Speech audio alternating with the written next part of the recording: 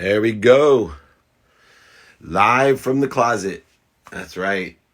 It is the closet. Hopefully you can hear me well. Blaine, Jeremy, Brooke, good morning. Josh, good morning. D Meltzer in the house. Let's make sure we post up.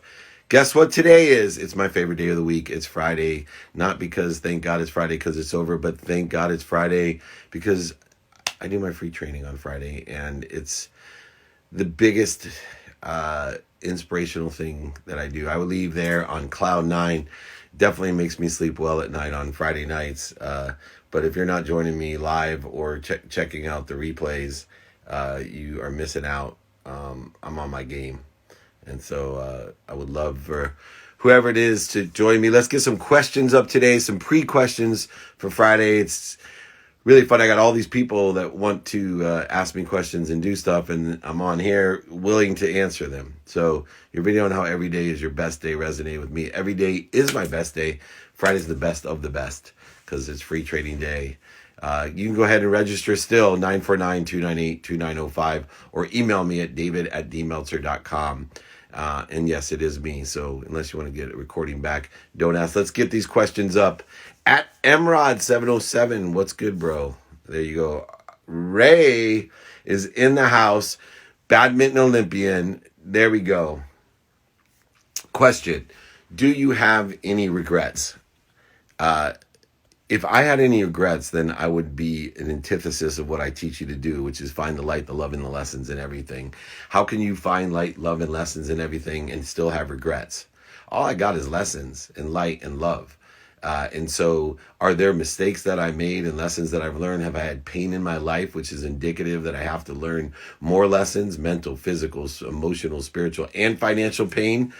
Yes, but all it does is excite me that I now have something to learn. And the more I learn, the more I expand, the more I expand, the more I grow, the faster things come to me that I want. See how that works? Go back and replay it if you missed it. Is there money investing in baseball cards? Ask Gary Vee. I would invest in the cards that Gary Vee promotes because they seem to go up a ton. I just watch his stuff and then buy the cards that he talks about, knowing that the market's going to jump. So, buy low, sell high, know what moves the market. Gary Vee moves the baseball market. StockX, Josh, going to shoot me in the head for telling people that because I know he probably does the same thing. Anyway, all right.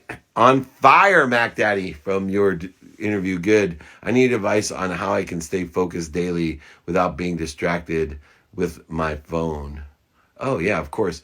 Miguel, brand up, the most famous artist that I know in my genre. Best gift I've gotten in a long time. By the way, I appreciate everyone's gift. One second, I gotta show you this one.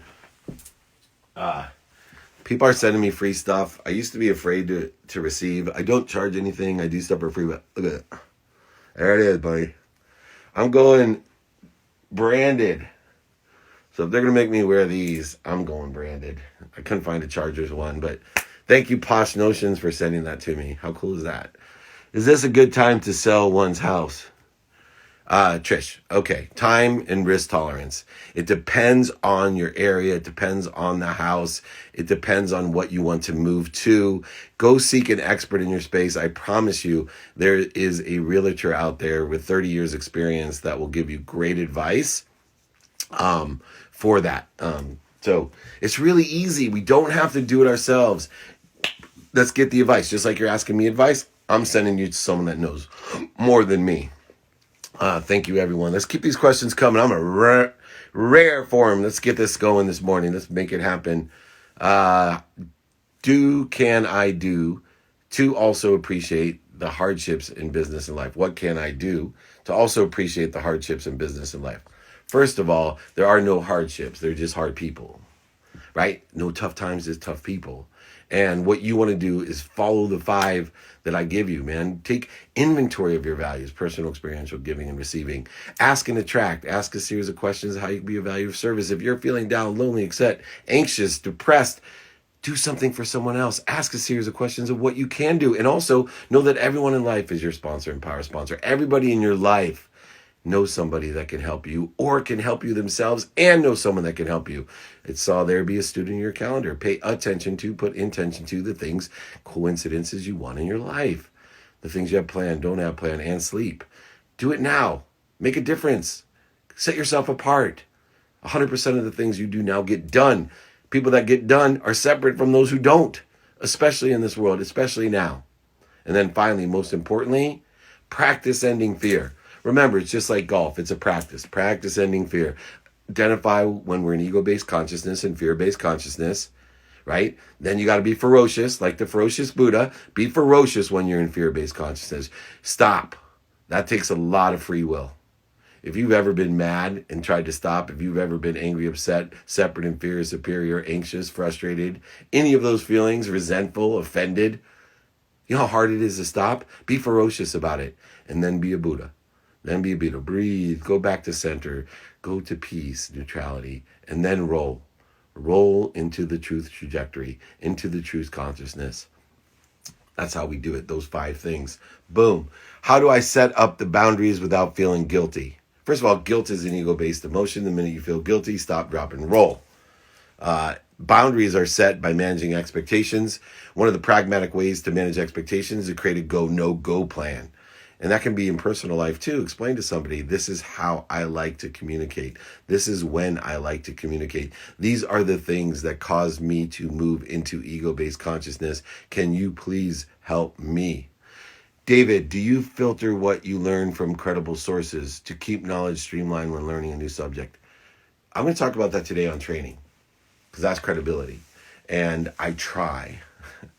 There's so much out there. And, whether it's people that work for me, that I trust, they give me bad advice. Whether it's people that are related to me and I trust, they give me bad advice. Yes, I believe in God. I believe in source. I believe in the greatest source of energy, light, and love, by the way. We'll move on. Sorry. How do I network with people that inspire and accelerate my growth? Find them, right? Find the pools of people that network. Hang out with them. Come to my training on Friday. There's hundreds of them, thousands of them that have joined us. Join that network. Put yourself in the chat. Find like-minded people, right? Get into a private group. Find in circles of go volunteer for something that means a lot to you, and you'll find other volunteers there. So many different ways. You're just not more interested than interesting at this time. You're not motivated to be inspired. How do you retract that info? I assume I'm getting lost on retract info of stable data is through experience, situational knowledge, and mentorship.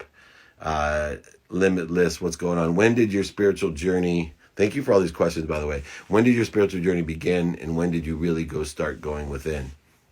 About 13 years ago, I met and started meditating.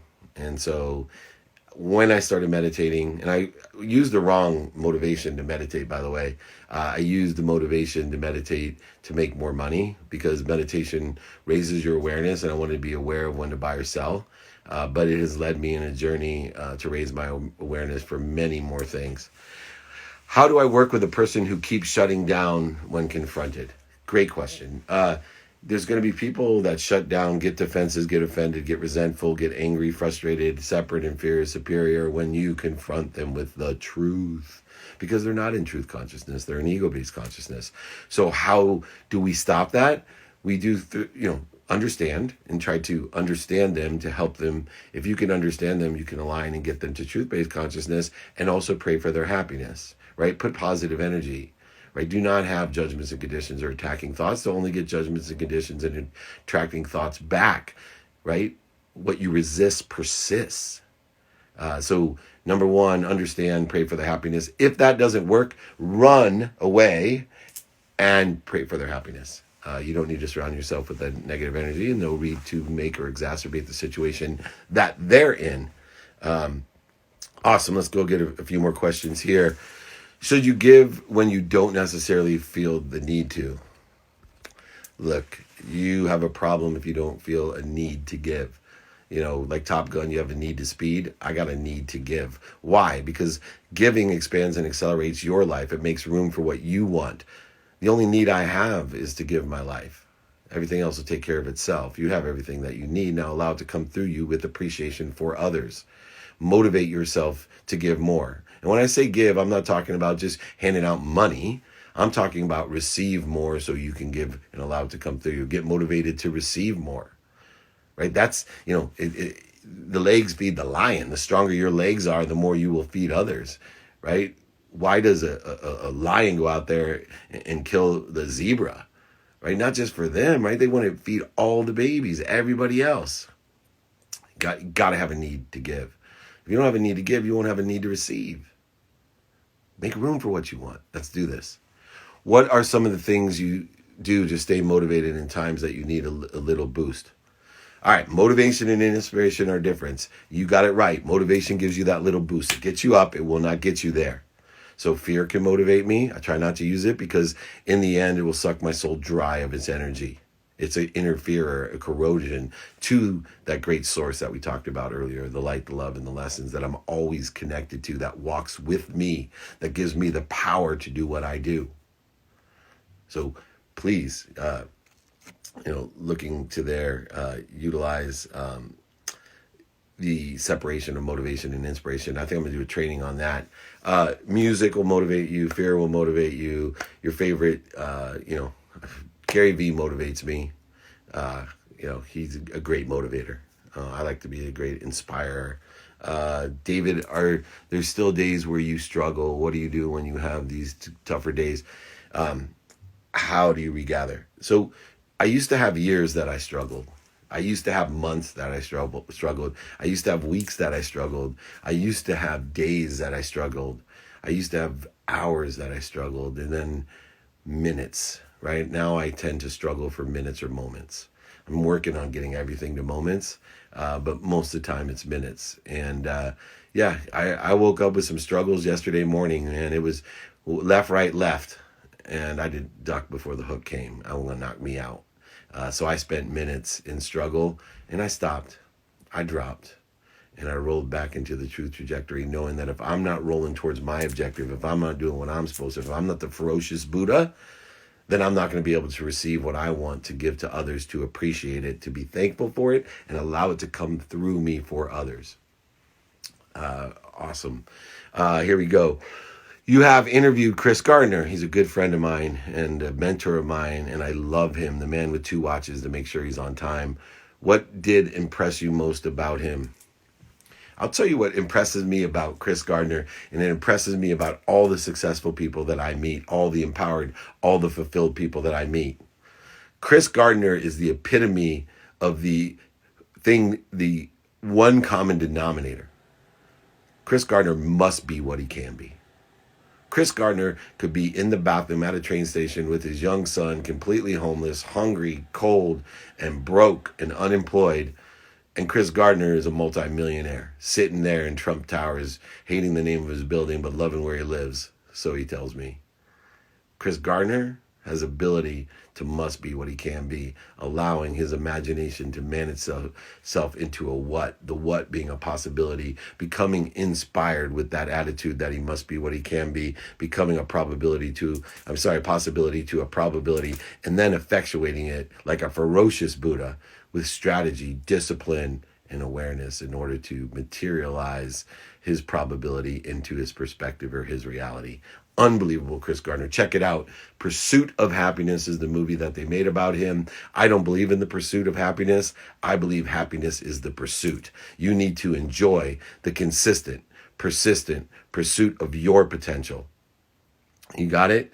That is it. Luciano, thank you for joining me as well. Thank you very much, everybody. Let's get one more question. Maybe we'll take somebody live. These have been great questions. Let's keep these going. I'm trying to start meditating and hate it. Advice. Yeah, so did I. Remember, first of all, training today, Friday, free, 11 a.m. Pacific time. You want more of this? You're going to get it from me today. You can see I'm fired up. It's going to be great. 11 a.m. Pacific time. Text me at 949-298-2905. Email me at david@dmeltzer.com. Anyway, now my ADD took over. I'm going to go and look at what advice. Oh my gosh. What the heck did I just say? Sorry, guys. I'm trying to start meditating. I hate it. What advice do you have? All right. Meditation. Meditation is a practice. If I told you to start jogging and you haven't jogged, you're going to hate it. If I told you got to eat your broccoli and you haven't eaten broccoli, you're going to hate it. But the body, mind, and soul all work together in a conscious, subconscious, and unconscious realm in order to effectuate liking something through the enjoyment of the consistent, persistent pursuit of your potential. Practice meditating. Don't put judgments and conditions what comes to your mind. Don't put your expectations out there. Just practice being still. Practice being at peace. That's what it's about. So looking here, going live now. Let's see. We got our friends on here. Snooky, thank you for coming in. I'd love to have you go live with me sometime, my friend. Good to see you as well. I'm bringing the fire. I love the Snooks. How do you keep a consistent mindset? Let's see. Where is Laird? There he is. Where is Laird? Is he on there? Let me get Laird Hamilton too. All right. Sorry, guys. Yeah, on fire. And then I'm looking for Laird. I saw him on here. He wanted to go. There he is. There he is. Sorry about that. All right. Once I learn Instagram, we're going to be really good at this. I got good content. I just got fat fingers, I guess. Going live with Laird Hamilton in the house. What's up, man?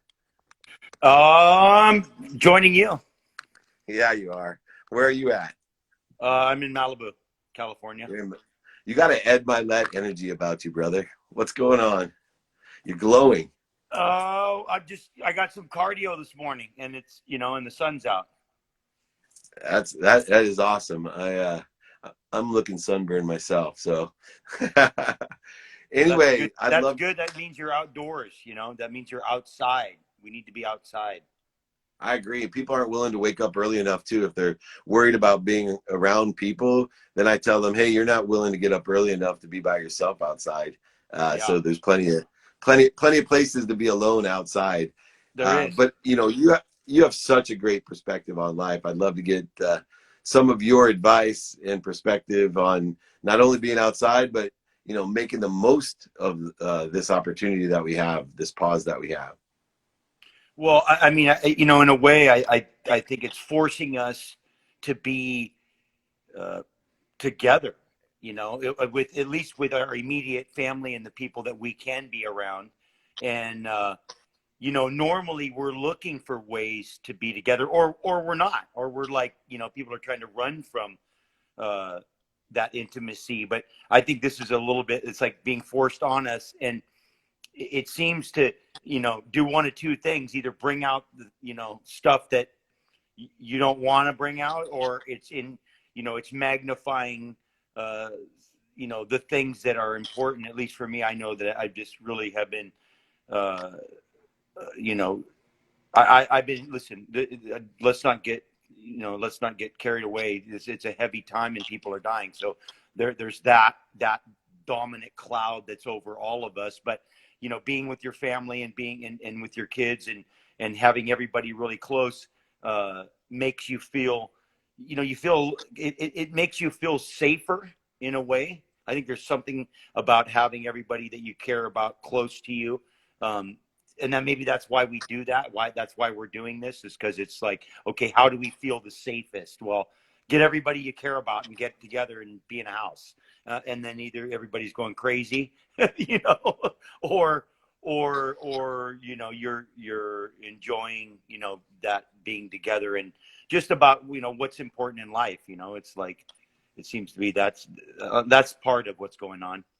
Yeah, there's a nice balance between figuring out who is actually relative to you, is the way that I look at it, right? We're around people, but it really gives me an opportunity to say, who's the most relative people to me, and who am I really reaching out to, and who am I living with, and who am I helping? But then on the other side, for really productive people, it's a forced pause to say, hey, wait a second, I'm maybe I'm doing things a little bit wrong. I'm so busy tripping over dollars, I'm picking up pennies, and I see a lot of that going on in business. A lot of people have been tripping over their dollars to pick up pennies, and all of a sudden they're figuring out really great ways to pick up dollars again and share them with others. For you, looking at the timing of staging this out, what do you think the biggest challenge is going to be as we evolve through this process? Well, I mean, and I don't have, I'm not an expert at all. I could only see some of the obvious things will be that we're so cooped up that we're gonna over accentuate, you know, our socialization. So when everybody goes back together, we're gonna overdo that. And I think that's going to be, you know, I mean, besides that, you know, hey, listen, people need to get back to work that aren't working. You know, we need to, I mean, Hawaii, for example, everything's built around tourism in Hawaii, and there's just the hotels are closed, the restaurants are closed, everything's closed. And so people are out of work, and it's like, okay, great. You know, the roads are empty, but you got to earn a living to go and, you know, and pay your bills and feed yourself. So, you know, there's kind of a mixture of things happening. You know, there's people that are doing really well, companies that are doing well. But like you said, something important is that you know, and I don't know, the year 2020, you know, in vision means clarity, but, you know, we're getting clear right now about who's important, what's important. I don't know why toilet paper and paper towels are important, but everybody decided they were. And then, you know, and part of it's that too, right? Part of it is, what do we collectively think is important? That's a big piece of it. But getting back I think I'm seeing more people concerned about their health than I ever have. You know, I mean, everywhere I look, people are out running and jogging. Okay, listen, they're not working, they're able to do that. But the truth is, I think people are also concerned about being healthier. And as we come through this thing and we get to the future, you realize that, listen, there's nothing more important than your health. I don't care who you are. Like, you want to it first starts with you and your health. And then you can be together with the people that you love. And then it's their health. And then it's your friends, and it's their health. But it's all over. If someone's not healthy, there's nothing to talk about. We don't talk about anything else.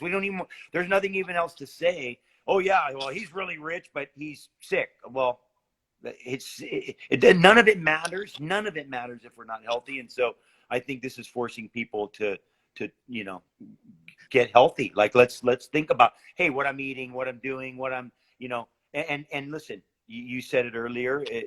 A big part of health is what you're thinking, what you're watching, what you're listening to. I mean, this is all part of health. People just go, oh, you mean get out and run? And I'm like, no, because when you look at health, you know, in the spectrum of it, I mean, I look at it like a tire with spokes. It's like every spoke makes the tire perfectly round. And, you know, okay, your sleep, your food, the people you're around, what you're watching, you know, all of these things, these are all spokes in your health. And I think that coming into the future, people are going to be, and there's an aspect, I think there's a human ability to completely forget everything and just go, just when it's over, go on like nothing happened.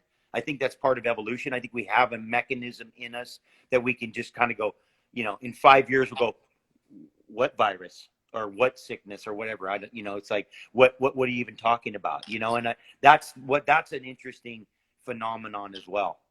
Yeah, you know, I grew up in Jewish culture, and, you know, as a little kid, I was so frustrated when everyone made such a big deal. You know, you got to remember the Holocaust. You know, we must remember, must. And ironically, that's a really big thing in my life, because when 2008 happened, you know, to me, that was my personal event. You know, that was the one. And so that theme of I must remember allowed me to be here and prepared, and in just an extraordinary situation in 2020 to expand, accelerate, and grow. The other interesting thing is, you know, I had a conversation with my mom, and, you know, I'm launching a series called The Secrets of Life. I'm interviewing people over 80 and just asking them, hey, give me your secret to life, to figure out. And what I'm finding is, you know, the thermostat of life is not your bank account. Let me just tell you that. Nobody's told me that yet. But my mom told me, you know, something interesting that made me reflect, and I'm listening to you, and it was aligned with your values. I said, Mom, if I could tell you anything that you wanted to know every day about me to make you happy, to build our relationship, you know, what would give you that peace, that pride of being your son? You know, because I have my own kids. And, you know, what do you want from me is basically what I was saying. And she said, there's 4 things I want to know. 1, you're healthy, right? Which is exactly what you said. Number 1, I just want to know you're healthy. 2, you're happy. I want to know every day. Tell me you're happy. 3 was interesting because you said, you know, I want to know that you appreciate me, which means that she's added value to my life. That's the way I take appreciation. Yeah. Car appreciates, Yeah. it adds value. You know, houses appreciate, Yeah. goes up in value. That my life has gone up in value because of her. I Yep. appreciate her. And then finally, to me, you know, that I love her. Yeah. And I think those four things are real important because, you know, my wife told me about 2.5 years ago, as I was getting heavy because I was really working on helping my family and Yeah. my associates and my office and the community and even the world. Yeah. You know, I was chairman of Yeah. Unstoppable and Junior Achievement. And my wife looked at me and I said, babe, what can I do for you? And Yeah. she looked at me, she goes, you can only do one thing for me. I'm like, what's that? She goes, start taking care of yourself. If you don't take care of yourself, you're not gonna be able to take care of anybody. And I know if you take Absolutely. care of yourself, you'll take care of everybody. And when I look at you, Laird, you know, that really, you run that part of your life so well. And you're someone that I've looked up to that, you know, really appreciates the fact that I'm going to take care of myself to take care of others. Yeah. Well, I mean, listen, it starts with you, right? And so if I'm not okay, how can I do anything for any, and you know, and also if you have your children and the people around you, friends of yours, that they look to you, you know, they're looking at you like, okay, you know, what's he doing or what's important. And I think I think that you know, to be an example, like if you're going to be an example, then be an example. Like be like what's your, because if you don't take your own health you know, important, like if you don't say, hey, my health is important to me, then you can't ask anyone else to take their health and have it be important to them. And so I think that's an interesting dynamic. And listen, the guys that I've looked up to in my life that you know, that were, as they got older, it was like, you know, they could take care of themselves, because I think that's one thing that none of us ever want to do.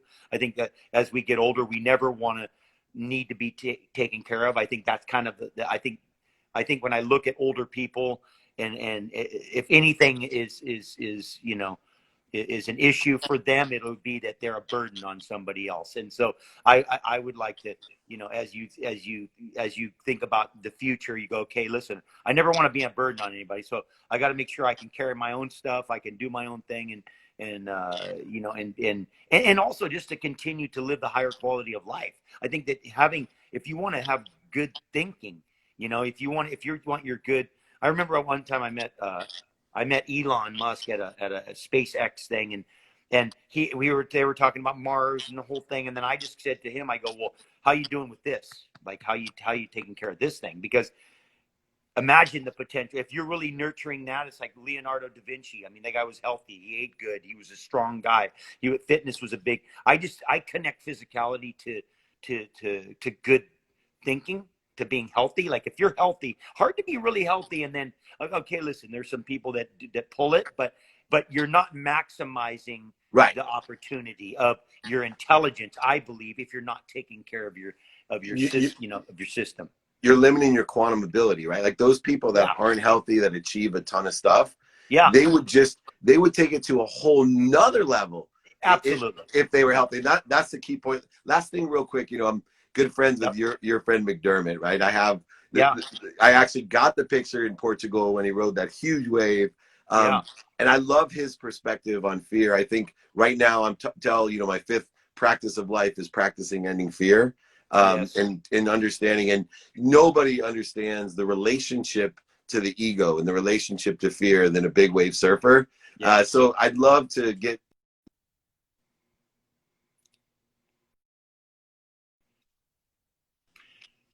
You know, it's interesting that we talk about it. We've been talking a lot about it. I think, I mean, my own personal experience. Somebody asked me where I get courage from, and I said I get courage from faith. You know, from believing, believing it's going to be okay, believing in something. Belief is where I get courage from. Uh, I think one of the things that's happening right now is, you know, I always say living is hard and dying's easy. I mean, dying takes a second. Living takes, you know, can take 80 or 90 or 100 years Or if you're, more. or more. You know, so, you know, living is a lot of work and is hard, and dying's very easy. But I think we have a real, I don't think people have a great relationship with death. I think what's happening right now is that death has a name and it's out there. It's always there. It's always been there. People are always, we're always under the threat of it. I think it's important to, you know, I know from the experiences that I've had, you know, that your relationship with death will, you know, kind of, that's the apex of fear.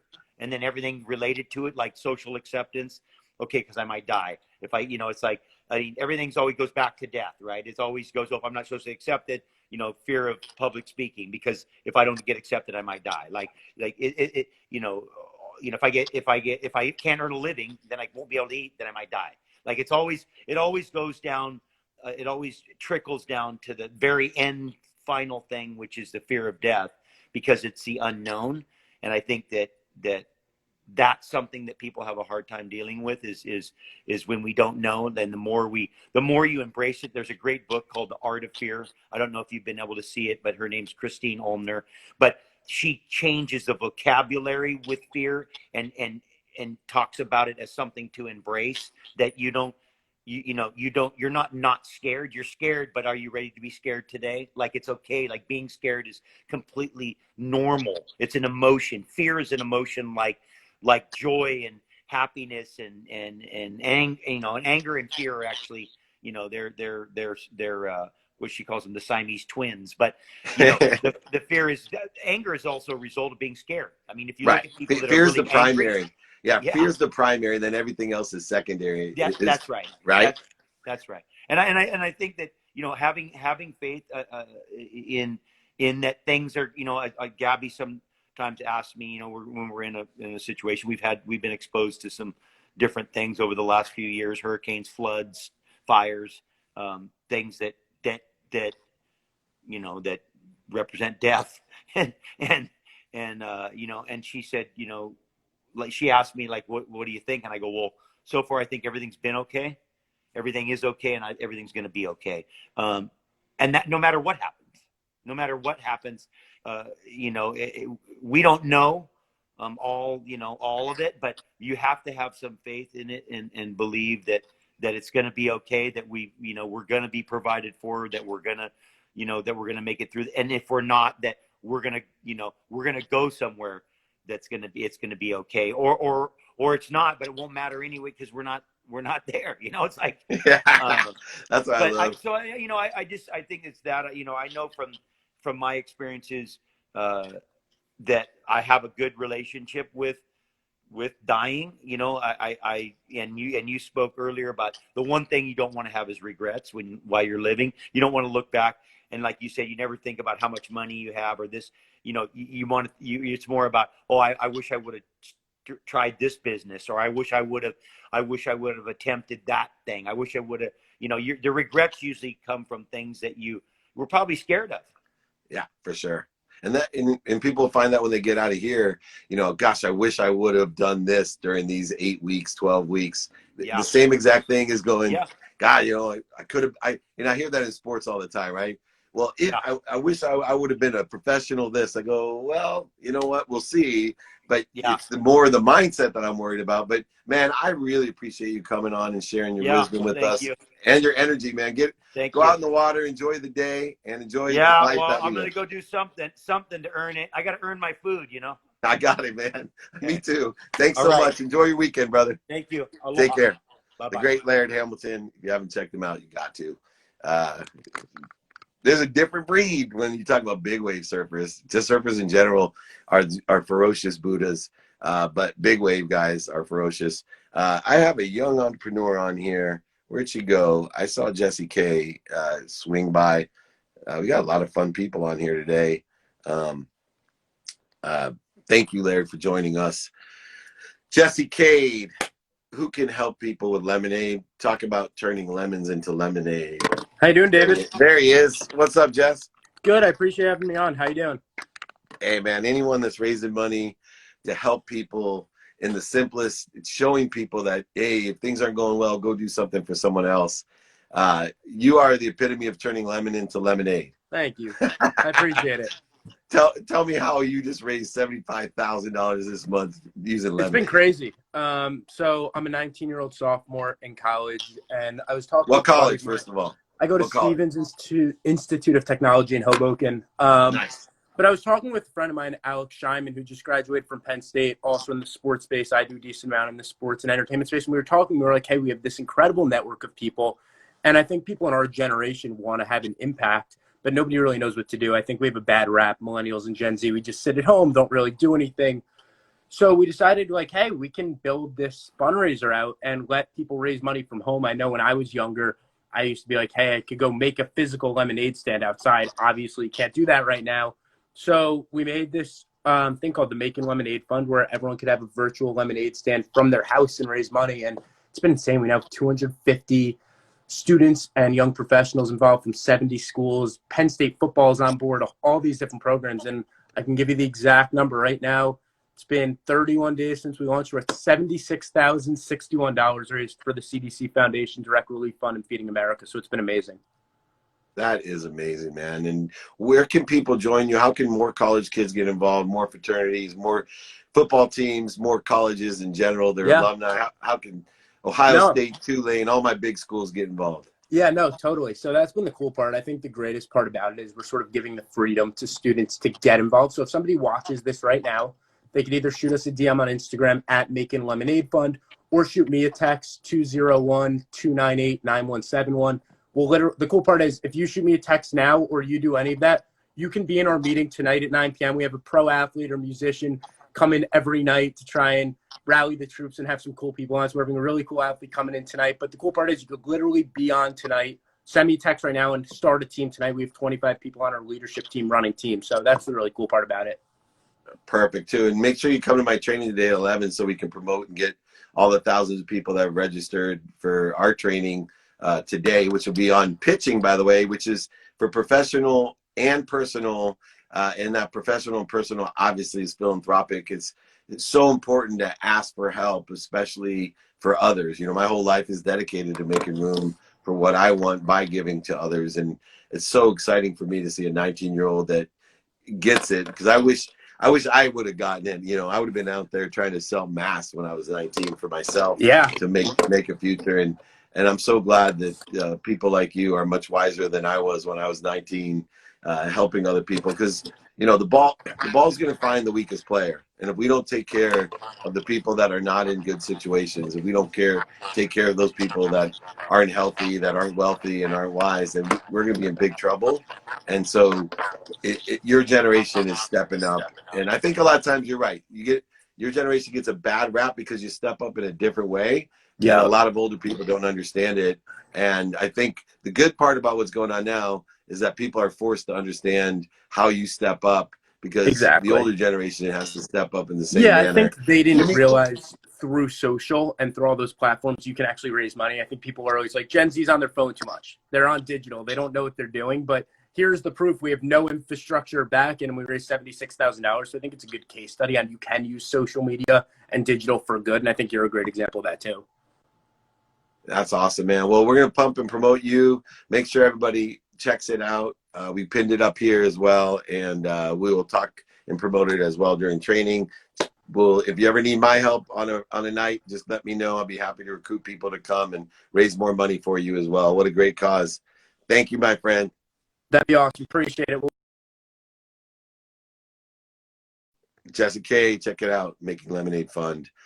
Pretty simple idea, using the platform and the reach that they have. They're going to get well over $100,000. You know, it's good that does. You know, it's you shop for the right things, you're going to be happy. You shop for the wrong things, you're not. And Jesse K is shopping for the right things at a very young age. He's not worried about his first car. He's not worried about anything other than helping people that need it. So 949-298-2905. My training is free. I know it's pinned down there. It doesn't really say that. It just says register for. It's for free training. Register for free training. David at dmeltzer.com. More questions or anything I can do to be of service. I appreciate you, Jesse, so much. You can't even know. Let's get a quick question or two. The questions were flying early, man. Let's see here. How to break a negative thought pattern. Practice. So the way you break a negative thought pattern is to cancel it when it comes up. If it doesn't go away, clear it by breathing through your nose, out through your mouth like a ferocious Buddha. And if it keeps coming back, then practice clearing the interference or corrosion that you have to the connection of the source of energy, light, love, and lessons that you have. All three, conscious, subconscious, and unconscious cancelings, cancel, clear, and connect, are a practice. The practice is a daily practice of canceling. Clearing could be a nightly practice to meditate, a morning practice, and then connecting is a lifetime practice of clearing anything that takes away from that unbelievable source of energy, light, and love, anything that takes away from the truth consciousness and the trajectory that you want to be on. I think we can go live with one more person. We got warm up for Friday. I got some juices flowing. I'm not going to leave it here. I'm telling you that. We are going to bring it at 11 a.m. Pacific time, 2 p.m. Eastern time today. We are racking and rolling here. I got INQ Life. Is that right? I'm looking to see if we got everybody on board. There we are.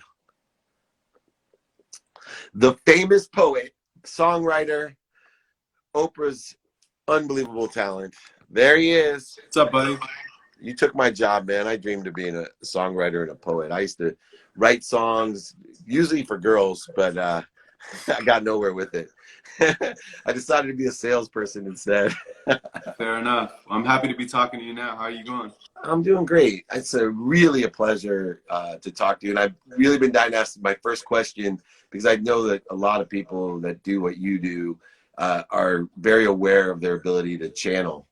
And, I talk so much about people declaring this connection to the most powerful source of light, lessons, and love. I believe that people like you, whether they're conscious of it or not, are extraordinary mediums. You're able to get into a flow and bring wisdom and higher vibration to everybody to inspire them.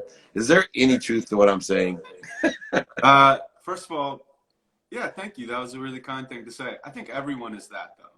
I think some people just work their muscle a little bit more and pay attention to when they're inspired, and then find a way to translate that into the outlet of whatever art that they choose. But I think everyone is a medium, and there's inspiration everywhere, and you just have to catch it. I think more importantly, because I agree with you 100%, is how do we help people practice it? Right? Because you say what I believe is it's a muscle, it's a practice. What are some of, the techniques that you've learned or developed over the years in order to practice clearing the interferences that the ego-based consciousness causes, or the corrosion, that experiences and regret and history has caused us? What do you use to practice it every day? I think I use most of the things that other people would say. I use yoga, I use therapy, I use meditation on a daily basis. And so some of these practices help me strengthen the muscle of awareness. But to truly practice being aware, you just have to practice being aware. And eventually you'll have the ability to be aware for longer periods of time, and aware when you weren't planning on being aware.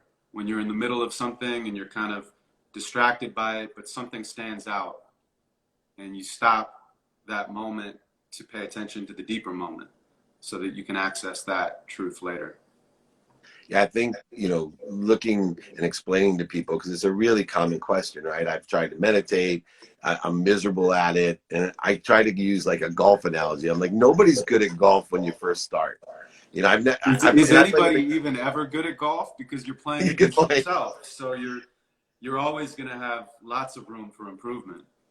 Yeah, it's the example of enjoying the consistent, persistent pursuit of your potential. But so is meditation, right? So is awareness. And I think I can explain it to people because I was so far in my own way when I started to meditate, and I was only motivated by one awareness. I wanted to be aware of when to buy or sell, and a great guru. Aware of what? Sorry, I missed that. Sorry, when to buy or sell. So I was blessed. I literally ran into a guru, Dr. Sangeeta Sahi, and she convinced me to learn to meditate because I could raise my awareness.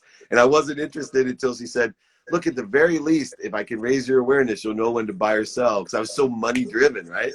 And that led on a 14-year-old journey to realize that the thermostat of my life was completely wrong. It wasn't my bank account.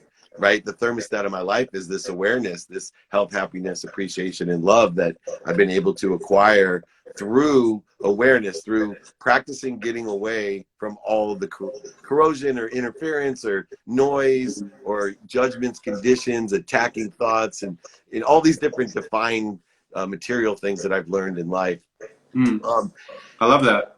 Yeah, I think my meditation teacher, her name is Emily Fletcher, and she said the goal of meditation is not to be good at meditation, it's to be good at life. And so it really doesn't matter what it is that you do, you'll be better at it if you meditate over a long period of time. I mean, it's incremental and accumulative improvement, but it winds up showing up in a major way, and it's certainly been a game changer for me. Yeah, and you know what's interesting too is the wrong perception, at least I had when I started too, is, you know, I saw myself as this, you know, ferocious mule. You know, I would never stop, never quit, you know, like a Rudy type of kid, you know, that's the way I ran my life. And to understand this conflict that I live, and I've branded myself now the ferocious Buddha, because to me, the most ferocious thing that I do is get out of my own way, like to raise my awareness, my vibration, my frequency. And it's just as tough as it was getting beat up, you know, playing football at 147 pounds. I always say there's much more pain when you said therapy, for example, is one of the things, you know, talk about pain. Right? Talk about lessons in light and love. When you have to process things that are so disturbing or interfering in your life that you don't sometimes even remember them. Right? And some even come from past lives and things that you can't even remember. You know, it's really painful. And I'd much rather be run over by Christian Okoye, like my freshman year in college, than have to deal with, you know, some of the, you know, the abuse that I had when I was young and some of the things that I had to deal with. How do you, though, get into this shift in the paradigm that, you know what, it is an aggressive thing. Awareness is an aggressive thing. It's not sitting at home high on your mom's couch. I mean, yeah, I think love is an aggressive thing too. You know, it's life is hard, so you have to love harder. I don't look at love. I love that. Say that again. We got to put that one. Life is hard, so you have to love harder. You know, I don't think love is soft. I think love is hard. I think love is a revolutionary act, actually. So, especially now, yeah. And awareness is the same thing, and we all have to make a decision where we put our attention. And, you know, pain is a guarantee, but what you do with it is your choice. Yeah, and that choice is what you put your intention into. So we've talked a lot about awareness and attention, but, you know, I believe attention plus intention equals the coincidences that we want in our lives. That's what allows things to materialize or allows us to access what already exists, if you believe time's on a vertical axis like I do. So on the intention side, you know, we've talked a lot about yoga and meditation, etc. But what are some of the more practical, pragmatic intention types of things that you utilize, you know, to be such a success and to be so fulfilled? I mean, I think yoga and meditation are actually really practical. I think that's actually part of the issue is that people look at them as some foo-foo, metaphysical, overly spiritual practice. And they're very practical. They're very logical. You're practicing letting go. You're practicing releasing your thoughts and your emotions over and over again and returning to the moment. And that's really what life is about. It's about letting go. Ultimately, it's about letting go in the end of your life as well. No matter what you've built up, you have to let it all go. But it's also about letting go moment to moment and making sure that when you're triggered in life, you're not responding from unresolved shit from your past or your idea of yourself in the future. You have to respond from what's actually happening. I intend to have an abundant life. I intend to be as happy as I can. I tend to look at my life as an adventure and a journey. But I don't ignore all of the pain and suffering that I'm going through on a micro level, or we're going through on a micro level, or we're going through on a macro level, from the individual to the collective. So I'm one of these people that tends to accept all of it, and I try to alchemize whatever dark energy I have to create something with. Well, I'm going to leave and ask you for a favor.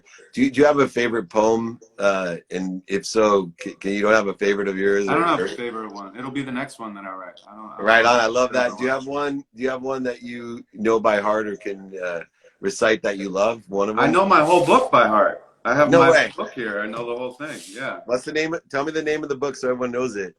It's called Inquire Within. So, you know, it has the branches that mirror the roots. So you turn it upside down and the roots become the branches. And then you turn it to the side and it's the lungs. Wow. So the two halves of the book are inhale and exhale. And inhale is the personal poems and exhale is the social and political stuff. And it's really ultimately change yourself, change the world. That is change the way you look at things, the things you look at change. Can you give me a little taste of one of the poems? Sure, I'll do change because you just said the word change. So that seems Thank like you. it makes sense. Most people don't change. I mean, they won't change. I mean, they can change, but usually they can't seem to change. I find it so strange. People just continue to repeat the same pattern like the consequences don't matter when they clearly do. What if God put a magnifying glass over you, over me, over everything we see? And this world is an experiment for your soul to survive separated from our infinite whole. I wouldn't know joy unless I knew pain. I'm looking for a new way to say the same old thing. They say the same old thing and then expect a different response. It's hard to explain. I guess your heart wants what it wants. I used to think there was a right or wrong. Now I know that I was wrong, so I write. Darkness is a form of light. I used to think that I was mad at you. I was really mad at me, but in retrospect, that's how it had to be. I used to think I knew some shit. Now I know I don't know shit. But at least I know enough shit to know I don't know shit. Shit. I'm a hitchhiking ghost trying to find his way home. Every mistake that I make, I put inside of a poem. She wants to change her man, but she's focused on her man. She should focus on herself, rearrange her mental health. He wants to change his girl, but he's focused on his girl. He should focus on himself, rearrange his mental health. We want to change the world, but we're focused on the world. We should focus on ourselves. Why do I repeat myself? Everybody's superpower doubles as their kryptonite. I think too much to sleep at night, but that's what makes me rip the mic. Damn. That's drop the mic. Oh my gosh. Thank you. I can't say any more, man. I'm gonna let you go, but I'm so grateful. Make sure you buy that book. I'm buying one today. Thank you, brother. Amazing. It was great to chat with you for a bit. And much I look love forward to everybody meeting you in who's out person. there. Okay. I Later. look forward to meeting you in person, man. You're a genius. I really appreciate you. Thank you. Thank you, David. You too. Bye. You're amazing. Wow. Wow. Take that. If you're not loving that, Evan Carmichael, I don't know what you love, my friend. You are a great man. Put that up on YouTube, and we'll see what happens. I am the unknown talent of YouTube, I think, but that was fire. Look at all those flames flying through. I'm not sure I can add anything after that. Go back, check out that book. That is all about what I believe in. And NQ, my man, that is the woo. I got goosebumps. Much love, Evan. Justin Pugh, what do you think of that? Can you deal? Is that blowing you away? Is that your head? It blew my mind. All right, well, I'm going to try to elevate and inspire the way that everyone has today. Laird, Jesse, NQ, everybody with all the great questions. I knew we had a fire day. Come join me at 11 a.m. today. Bring your friends, your family, associates. It's free. Free for everyone, you and me. Let's share a collective consciousness of abundance, of happiness. It's the strongest virus ever created, one that you can share by witnessing. As you saw my boy NQ show you. Thank you so much, everybody. Be kind to your future self. Do good deeds. Join me today. Register at 949-298-2905 or david@dmeltzer.com. Check out wherever you can. Be kind, do good deeds. That's all I ask. And we'll see you at 11 a.m. Pacific time, 2 p.m. Eastern. Thank you, everyone.